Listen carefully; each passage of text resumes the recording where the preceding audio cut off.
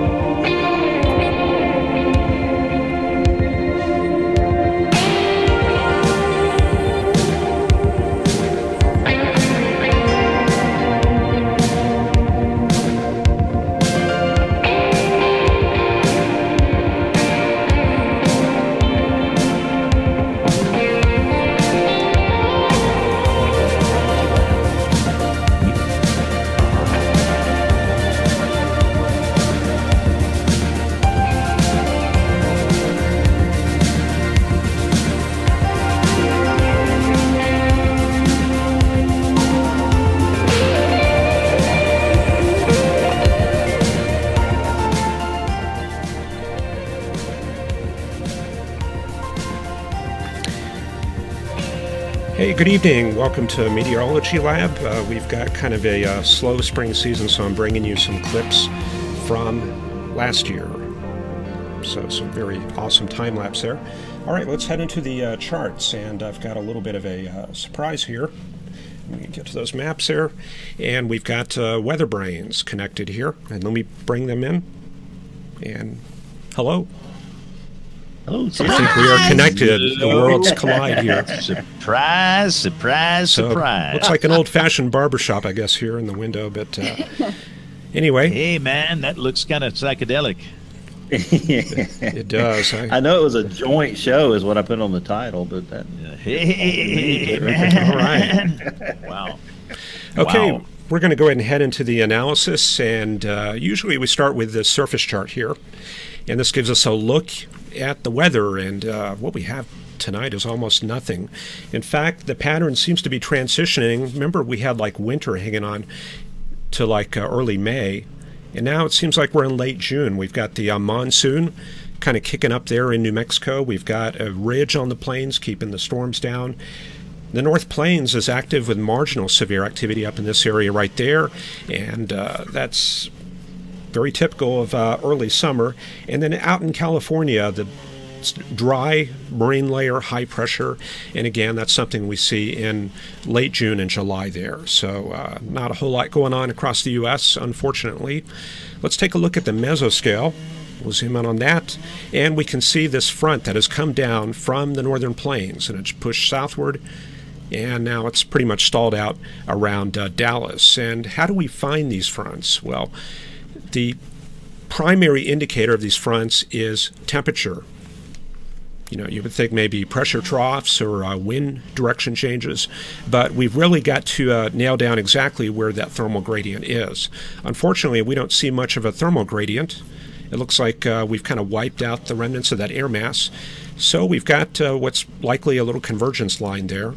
Not much of anything hanging on from about Fort Smith all the way down to Waco. All right, let's head into the chart sequence, and we'll bring that up. And let's see here. Let me get that going. Windows are all out of sequence here. Okay, take a look at the thickness and pressure. There we go.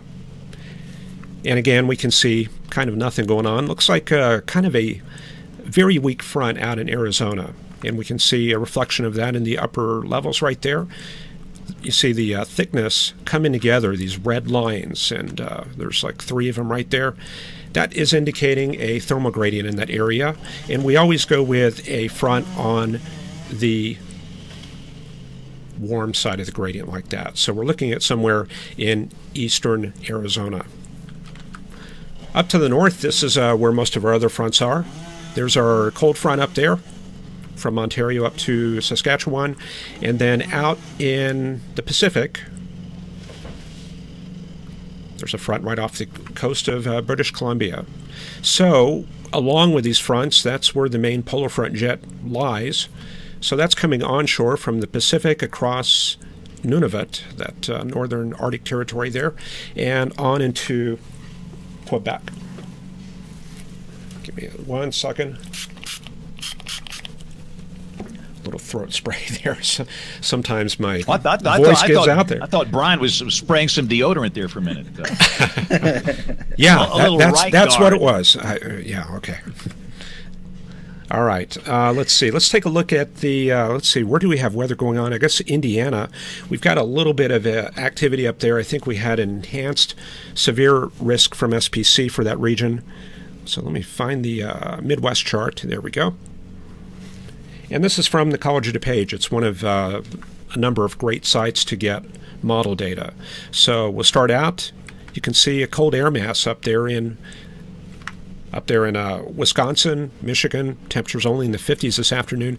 And you contrast that with the 70s and 80s down in the Ohio Valley. So it appears that, yes, we do have a front in the Midwest region.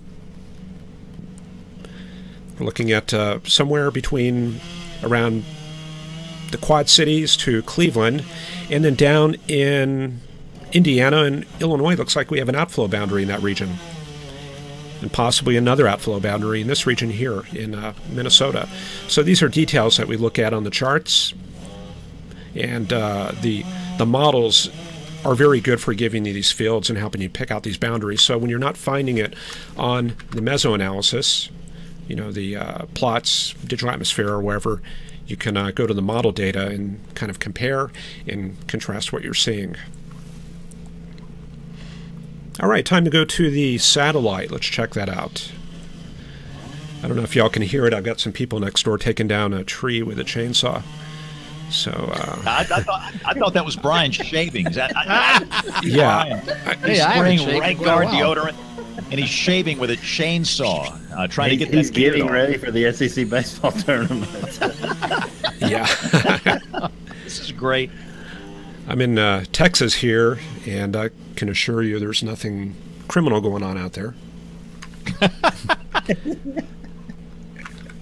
All right, let's see here. A little storm system out in the Four Corners area.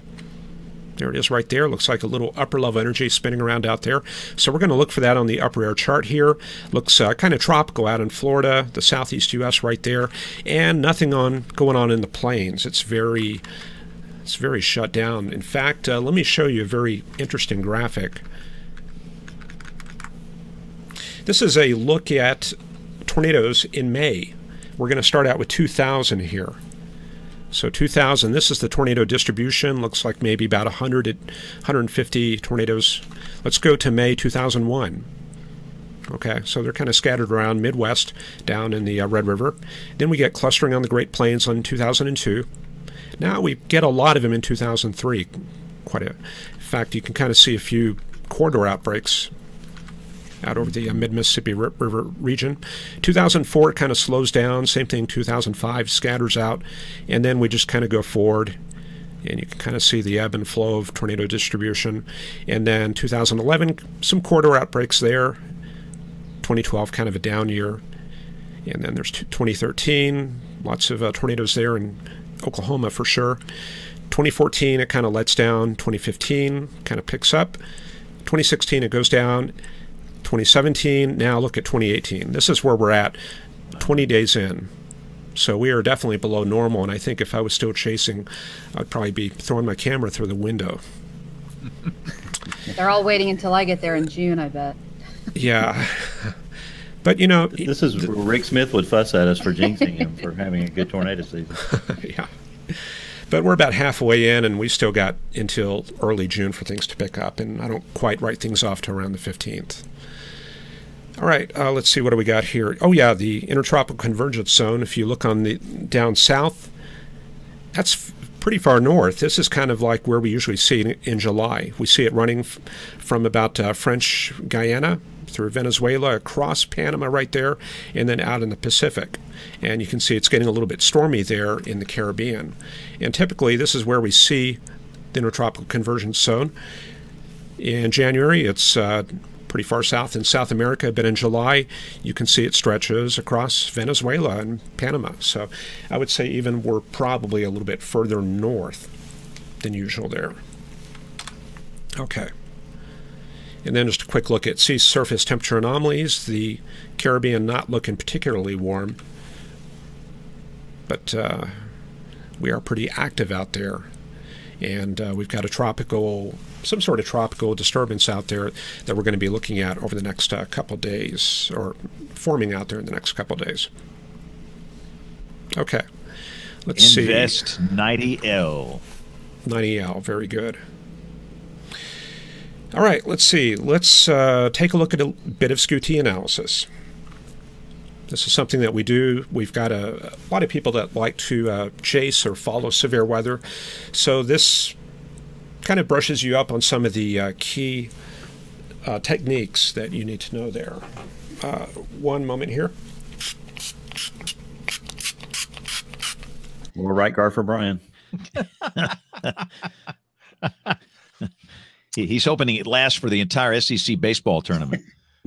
One application tonight. Yeah, I have to take my 1 May shower tomorrow. Great. And let us know how that chainsaw goes ripping that beard off, too. I'd love we need some before and after pictures. I got to get my black socks and Bermuda shorts ready, too. Exactly. And after the tournament, Brian will be out there with his metal detector, combing the field, looking for tokens. Tim will never invite us back on his show. Never. No. I like to think he hung up on us. Maybe the tree fell on something and there you go. Broke his audio. Hey, guys. Sorry about that. I tried to take you guys off mute, and it didn't take it there. But you guys held down the fort pretty good.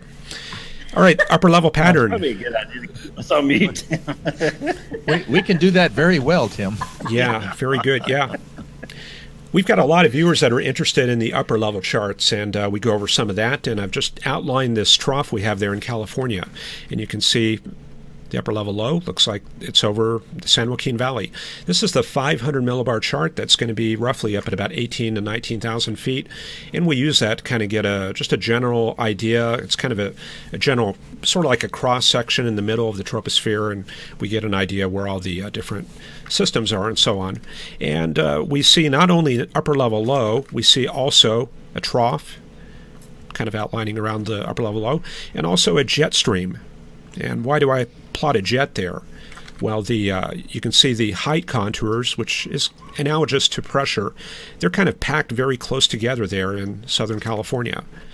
So that right there, there's going to be some very strong winds in there. That's exactly like a pressure gradient, except it's aloft there.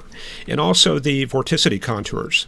Here we have strong cyclonic vorticity, and here we've got very low vorticity. So in between those regions, that's where we have very strong flow. It's the shear of that strong flow of air that produces the cyclonic and anticyclonic pair there. So based on all of that, I can bring a polar front jet around from off the coast of California into Arizona and the Four Corners area. And you can also see a ridge over the plains, and that's the bane of storm chasers, extending from Amarillo all the way up to Wyoming, Montana, little transitory upper level low going through the Dakotas, and then you can see another ridge downstream across the Great Lakes. And generally, underneath these ridges, we see fair weather, warm conditions, and kind of a drying trend to the atmosphere there. So what we're going to do with the SCUTs, we're going to take a couple of whacks inside the ridge and inside the upper level low and look at the air masses in them. And maybe we'll find one in between. Go to Arizona and look underneath that jet stream. And then we'll try going maybe deep into the ridge, down to the south, and maybe up north. So let's do that. All right, SCUTs. Let me switch over to that. Got very many windows up at the top, and here we go. This is from University of Wyoming. It's a great place to get SCUTs, and they've got them not only around the world, but they've got all this historical data, so you can go back and look at any situation that piques your interest there. All right, we're going to take a look underneath that ridge around Fort Worth. So here we go, and there's the SCUT at Fort Worth. Let me get that centered. And we see very warm conditions aloft, up above 800, 700 millibars, which is about 10,000 feet and up. This is a SCUT chart, and it shows us a diagram of temperature on that axis right there versus height. So basically, the top of the chart is up at around 50,000 feet. The bottom is pretty close to the surface. So this is showing us a plot of temperature on the right, and then a moisture line over on the left there. So what we're seeing here is, since this part of the line is kind of far to the right of the chart, this indicates a warm layer. And when we lift a parcel that's saturated, such as a thunderstorm updraft, it's going to follow these moist adiabatic contours like that. So the one I would select in this situation, I would do my basic parcel lift, and we talk about this on the show quite often. We lift that, and it's going to go up something like that, and we can see that it hits this area of warm air up at about 8,000 feet. The atmosphere cools down relative to the parcel, but then the atmosphere gets warmer than that parcel once again. So this is very non-conducive to vertical motion. And another problem that we have going on is the poor wind flow. You can see the plots over on the right, wind flow of 5 to 10 knots, and aloft we do have a little bit of help, some 65 knot winds being reported there, but that's only kind of iffy right there. It would help organize the storms a bit, but not much in the way of rotating storms. Okay, we'll take a look at opposites. We'll go into California and look at Oakland. So here's the SQT for Oakland, showing some warm air aloft. It's not particularly cold there, but the troposphere is very low, and that's that kink there and that temperature line up at about 30,000 feet, showing the stratosphere very low down, just 5-6 miles off the ground. And then we also have this frontal inversion right there. Looks like maybe that tops out at about 800 millibars. That's going to be about 6,000 feet. And we've got some moisture there that's probably come from the Pacific. Looks like about 5,000 feet deep there. All right, and also you can see the winds. They're northwest, so we've probably clipped the back of that trough there. We'll go in between and look at Tucson. And here you can see the upper level winds are a lot stronger. That would be great to have if we had a little bit of moisture. Bring that wind profile into the plains, and we would get rotating storms almost certainly going somewhere. And then let's see, we're going to take one more, maybe go down south to Corpus Christi. So that's going to bring us further south into the ridge. And here it looks like we pick up some tropical moisture. The moisture curve here showing, come on, moisture curve. Come on, tool. All right, sometimes my tool goes out, so let me just restart that. That's a show title right there, by the way. That was it. Sometimes my tool goes out. That's got to be the show title. Write that one down, Brian. Yep. See, Tim doesn't do show titles. We do show titles. Excellent. All right, there's our tropical moisture right there. So extending all the way up to the tropopause up at the top, and you can see how much higher it is. It's up there at about 160 millibars. That's going to be up at about 40. That's going to be about 43,000 feet. All right, let's head into the forecast, and I've got my handy-dandy title here. And before I get too far into that, I'm going to take a look at chat and see how my viewers on YouTube are doing. So let me bring that up, and yeah, there's my picture who there. are these losers that you hooked up with here? I mean, where'd you pick these guys up from? Yeah. Good question. It's in the hate mail, too. Yeah. Send it to Brian at brianpeters.com. That'd be a good one. Yeah. Okay, yeah, I'm taking a look at my chat here, and for those of you who want to know how to get here, we're at youtube.com/Tim WXX. Tim WXX. I don't think I have a title card for that, but you can also just search for me under Tim Vasquez and Meteorology Lab. And it's also on my weathergraphics.com website. Let me just put that up real quick. And while I do that, I'll freshen up my throat here. Sorry. Brian, spray that right guard, buddy. Amen. He's on it. All right. Back to our charts here. And I'm going to check on my chat here. Let me do that. And we've got Michelle Curlin here reminiscing about 250-mile wide tornado on an old chart. That was kind of... Also, Erica Baker, Coffeyville, Kansas, 79 degrees there. Sue M., Also joining us there, David Lumbert, 82 degrees in Arkansas. We've got Willie Greenway out there in Georgia, Ron Chalfant in California, Fun with Tech, and Burl H., Clyde Hoadley, Ryan Toomey's down there in Florida watching our tropical area. Rain, rain, rain impacting South Florida. Chris Jackson, welcome to the program. Christian Flock and Shirley Keast, 75 in Michigan.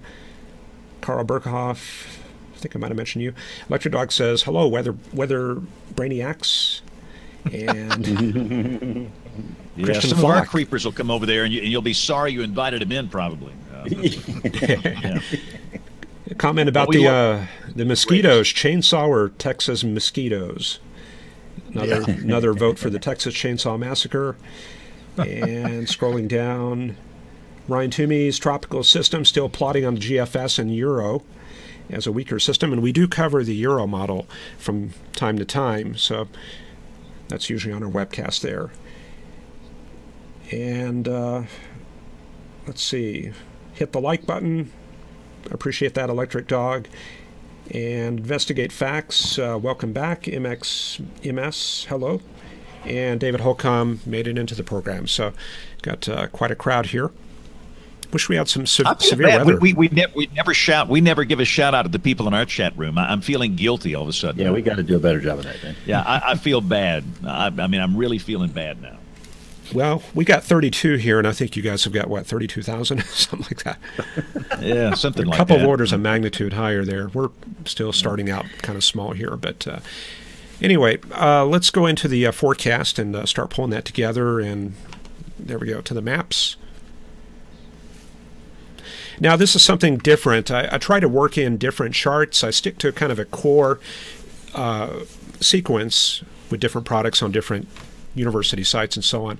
But I try to throw some random stuff in because, you know, we get weird and unusual situations, and sometimes it's good to be able to, you know, refer back to all the tools you have available. This is the temperature anomaly, and it's not only surface temperature anomaly, it's 850 temperature anomaly. This is up at about 5,000 feet MSL. So, yeah, that's going to impact the mountains a little bit and the Rockies there. But overall, this is good for kind of minimizing some of the diurnal effects and kind of letting us really see where the air masses are. And that's a big thing that we do in forecasting, is trying to locate the air masses and kind of anticipate what kind of changes we're going to see as they move around and evolve. And you can see there's a very warm air mass in the Canadian prairies, and it looks like a little bit of cool air in Arizona. So Phoenix, instead of 150, they're probably 130 down there, something like that. So let's check out the trend. You can see the specific system. In fact, you can use that gradient there to plot the front. So that's what I'm doing here. That shows where the cold front is, and there's probably a warm front in here somewhere. But anyway, you can see that system there kind of spinning around as we move that forward. One little slug of cold air goes down between California and Hawaii there. Very strong warm up, and man, look at that warm weather there on the coast of Hudson Bay. So it looks like they're getting some payback for all that cold air they sent southward. So let's see just how warm, and I've got a couple charts up. This is the temperature anomaly at the surface, and you can see the very strong warm up they have up there near Churchill. That's a big polar bear sanctuary up there in that region. And temperatures. Oh yeah, this is temperatures, and they're showing, yeah, this is about like close to 90 degrees up there. And it'd be something to be standing on this side of Hudson Bay where it's 20 and thinking that on the other side of the bay it's like almost 90. You know, I can't imagine the thought of that right there. So hang on a second. Okay. Going on to the next chart. In fact, let's just roll this forward. Let's get a look at the long term. People are kind of concerned when we're going to have our next chase action. So let's look at that temperature anomaly. Okay, we'll roll that forward. Lots of warm air up in Canada. Usually that's kind of a bad thing because that kind of ties up the weather and gets us stuck with ridging in that region. That's kind of hard to dislodge this time of year. And you can see the warm temperatures there in the Dakotas. That's indicative of some strong westerly flow there. So looks like the cyclone there in the Colorado region probably shut down for a little bit. And then we see this tropical system making its way onshore. The models have been kind of wavering back and forth. This is the Canadian model right here, and you can see it's bringing it up into New Orleans, but I've seen the GFS trying to bring that into Florida. And the timing does look to be consistent between the Canadian and U.S. model to be sometime this weekend. So you can see this is Saturday, and we've got it lurking right off the coast there of New Orleans. So it looks like somewhat of a cone maybe in here as far as movement. And let's take a quick look at the NHC chart, what they're going for. And there it is. They're tracking that, and they're kind of expecting that to go into the central Gulf there. They've got a 40% chance of cyclone formation in the next 5 days, and there's a little bulletin right there. They're looking for mostly rainfall to be the main threat. Typically, we don't see any storms this time of year go up much above Cat 1, so that would be probably the upper end of any potential this time of year. And most likely this is going to be probably a tropical depression or maybe a weak tropical storm there. Okay, back to the model charts.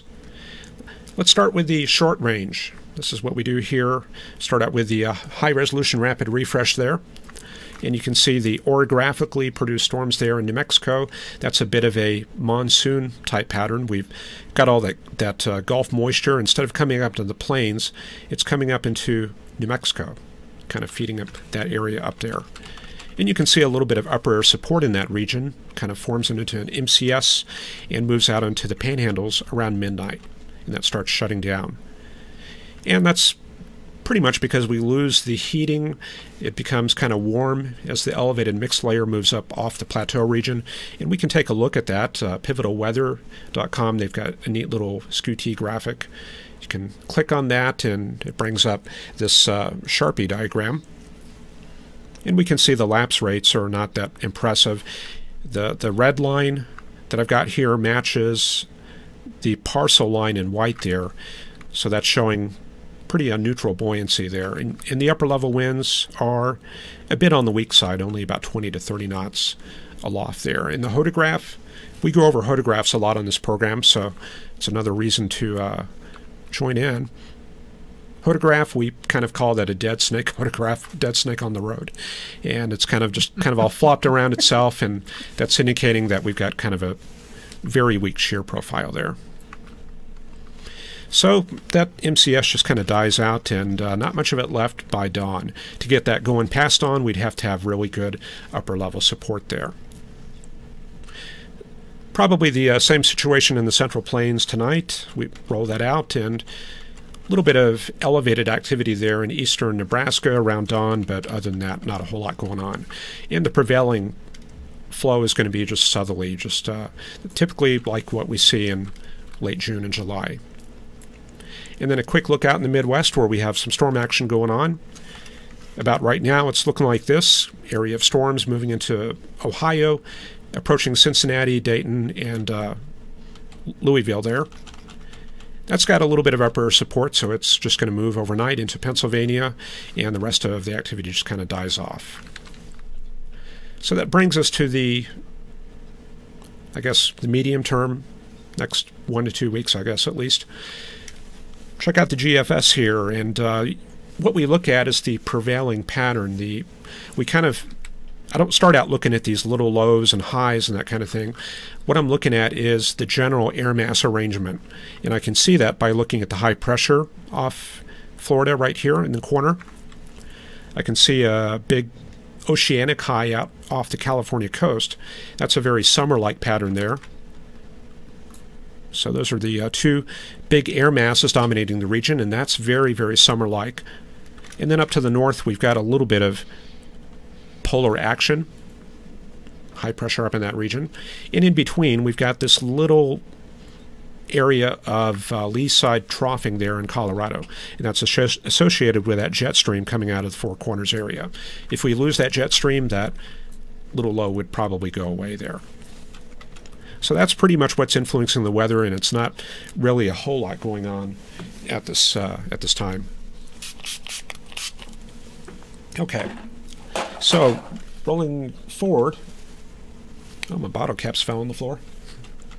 All right, so looks like that little low pressure system there in Colorado. That's the lee side low, a little baroclinicity in that. What we mean is temperature contrasts in that low.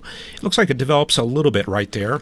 Anytime we get that kind of cyclogenesis going, there's always potential for upslope flow on the north and northeast side of those lows there. So probably an elevated chance of storms there in western South Dakota, eastern Wyoming, and southeast Montana.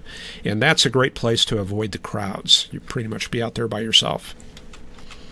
So we get storms going up for Tuesday. You can see that comes out right there. And then along the dry line is pushed way back to the west there. And again, that's a June-like pattern.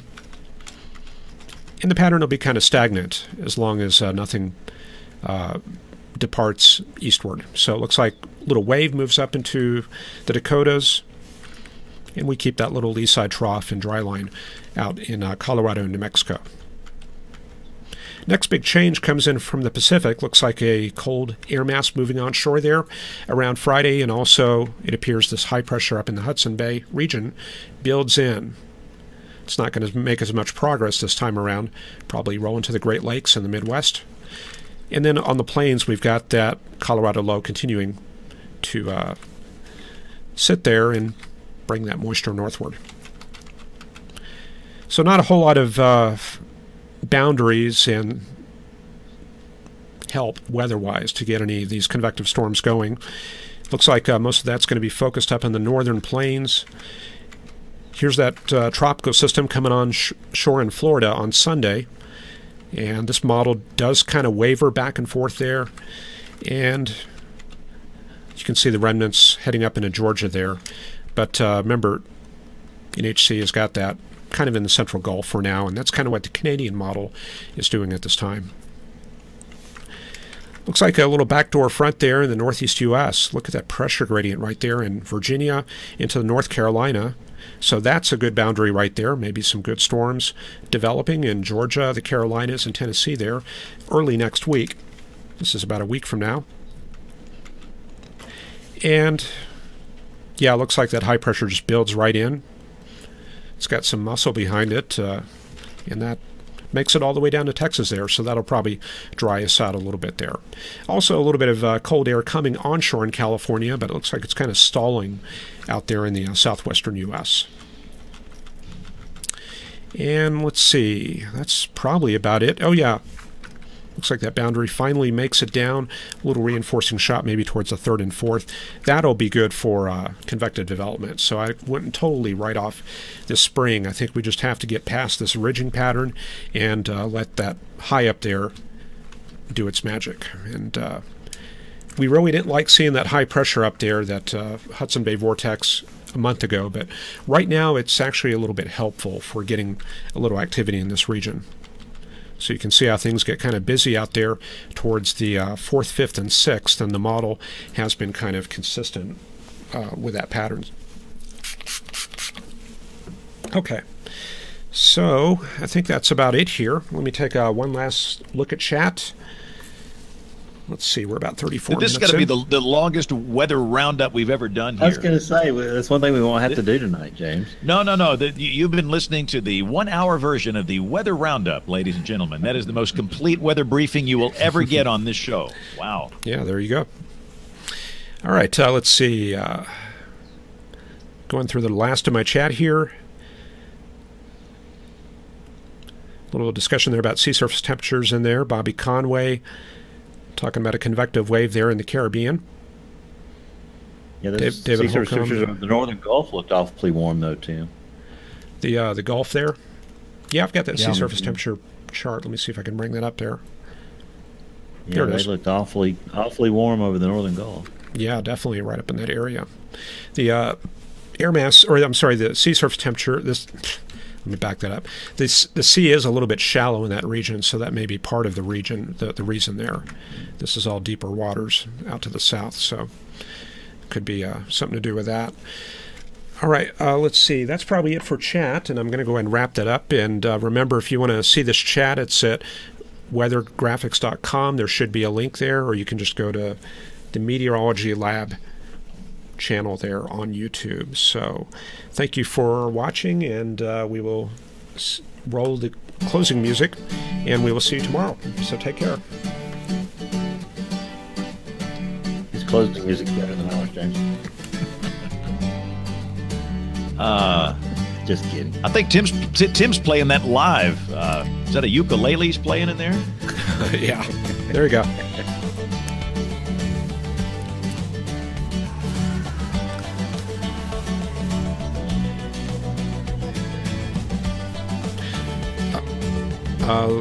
Hang on a second.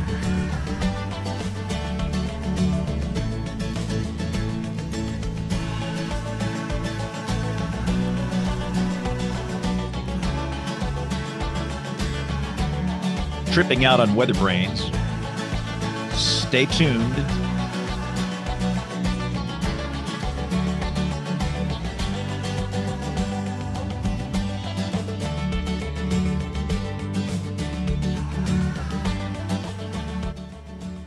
Hey, Tim, you want to hear our rollout song? This is the one we use. Let's get some